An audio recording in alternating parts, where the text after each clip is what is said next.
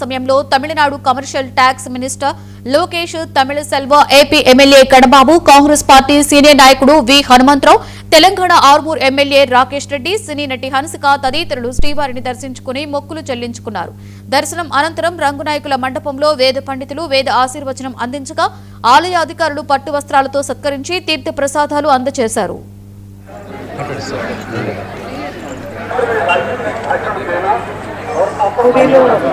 నేను పాడిన పాట స్వామి వారిది. సో ఎంతో అదృష్టంగా పూర్వజన్మ పుణ్యంగా ఫీల్ అవుతున్నాను. ఆ పాట ఛానల్స్ అందరి కోసం, అలాగే భక్తులందరి కోసం.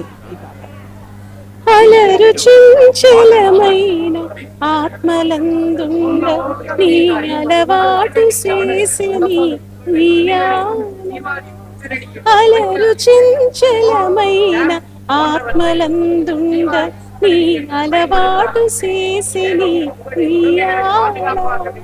పలుమారు విశ్వాస పవనమందుండ నీ భావంబు తెలిపిని వియాలా వియాలా వియాలా వియాలా వియాలా.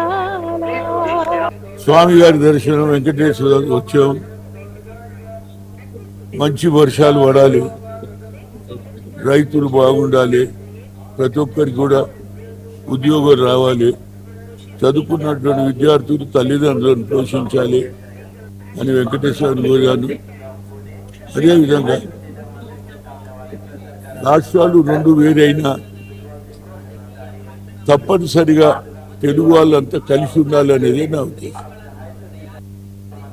విడిపోయిండొచ్చు, ఒక ఫ్యామిలీలో నలుగురు అన్నదమ్ములు ఉంటే ఇద్దరు విడిపోతారు, కానీ అన్నకి ఎప్పుడన్నా అన్యాయం జరిగినాడో వస్తాడా లేదా తమ్ముని పేర్లా. అది మా కల్చర్. తప్పనిసరిగా వెంకటేశ్వర స్వామి అందరినీ బాగా చూడాలని, అభివృద్ధి జరగాలని ఎన్నోసార్లు వచ్చేవాడిని నేను, కానీ లాస్ట్ 8 years నుంచి రాలేదు.